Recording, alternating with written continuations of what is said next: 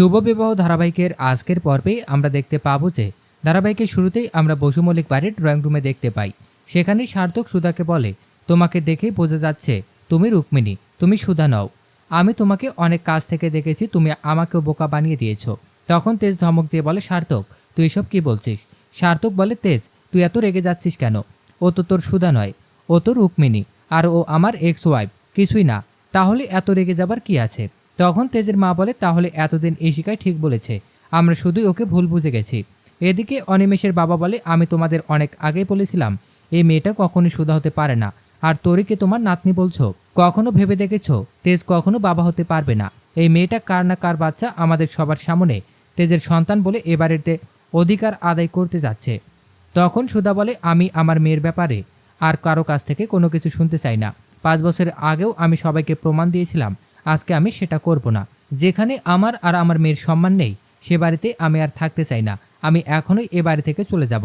সুধা তরিকে নিয়ে বাড়ি থেকে বেরিয়ে যাবে। তখন জ্যোৎস্না সুধাকে গিয়ে বলে, তুমি এ বাড়ি থেকে কোথাও যাবে না, যদি যায় তাহলে ওই রাক্ষসীটা যাবে, তুমি আমাদের তরিকে নিয়ে কোথাও যাবে না।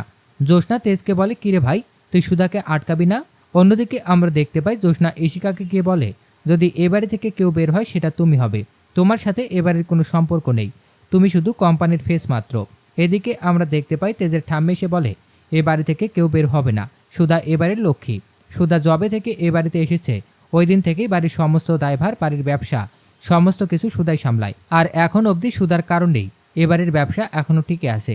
তাছাড়া ও সুধা এবং এ বাড়ির প্রথম সন্তান তরির নামে এ বাড়ি আমি লিখে দিয়েছি, যাতে কেউ তাদের এ বাড়ি থেকে বের করতে না পারে। তখন সুধা বলে, আমার যেখানে আমার আর আমার মেয়ের সম্মান নেই সেখানে আমি থাকতে পারবো না। তাছাড়াও বসু মল্লিক আমাকে বলেছিলেন যতদিন না উনি এসটি অর্ডারটা পাচ্ছেন ততদিন যেন আমি এখানেই থাকি।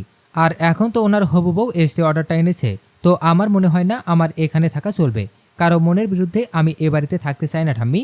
পরবর্তীতে আমরা দেখতে পাই তরি তার বাবা তেজকে বলে, বাবা তুমি মাম্মামকে আটকাও না, তোমার কথা ছাড়া কারো কথায় মাম্মাম শুনবে না। তরির কথা শুনে তেজ সুধার হাত চেপে ধরে আর বলে, তরি তোমার মাম্মাম আর তুমি এখন থেকে এ বাড়িতেই থাকবে, এটা তোমাদের বাড়ি। তরি তেজকে জড়িয়ে ধরে আর বলে, বাবা আমি জানতাম তুমি আমাদের আটকাবে, আমাদের বাড়ি থেকে যেতে দেবে না। সুধাকে আটকানো দেখে ইশিকা বলে, তেজ তুমি যদি বের না করো তাহলে আমি ওনাকে বাড়ি থেকে নিচে বের করে দেব। তেজ রেগে গিয়ে বলে, আমি যেটা বলছি সেটাই হবে, ওনারা এখানে আজ থেকে এখানেই থাকবে। একটু পরে আমরা দেখতে পাই সুধা তেজকে বলে, আপনি তো আমাকে বলেছিলেন এসটি অর্ডার পাওয়া অবধি আমি যেন এখানে থাকি, এসটি অর্ডার তো এখন পেয়ে গেছেন, তাহলে কেন আটকাচ্ছেন? তেজ মনে মনে বলে, আমি কেন আটকাচ্ছি নিজেই জানি না, নিজেই বুঝতে পারছি না কি করব। পরের সিনে আমরা দেখতে পাই জ্যোৎস্না সকাল সকাল পিকলুর জন্মদিনে পায়েস এবং বিভিন্ন ধরনের খাবার রান্না করে। সেটা দেখে জ্যোৎস্নার মা ভাবে, মা হয়ে নিজের মেয়ের এই অবস্থা আমি আর দেখতে পারছি না। কিছুক্ষণ পরে তরি সেখানে আসে আর জ্যোৎস্নাকে বলে, ভালো পিপি তুমি আজকে কি রান্না করছো, এত সুন্দর গন্ধ বেরোচ্ছে।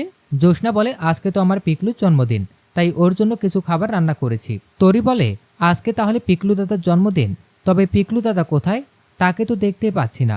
তরির কথা শুনে সবার মুখ কেমন জানি ভার হয়ে যায় এবং তরি জ্যোৎস্নাকে বলে, আমার মাম্মাম তোমার কাছে পিকলু দাদাকে ফিরিয়ে আনবে, দেখো তুমি একদম কষ্ট পেও না ভালো পিপি। পরবর্তীতে আমরা দেখতে পাই অনাথ আশ্রমে প্রলয়কে দেখানো হয়। আজকে প্রলয়ের জন্মদিন, আশ্রমে সবাই তাকে জন্মদিনের উইশ করে। কিছুক্ষণ পরে আমরা দেখতে পাই আশ্রমে সার্থক যায় এবং বলে, আমি 4 থেকে 5 বছর বয়সের মধ্যে একটা বাচ্চা চাই, তাও সেটা ছেলে বাচ্চা হবে। আশ্রমের লোক সার্থককে পছন্দ করে নিতে বললে প্রলয়কে সার্থকের চোখে পড়ে।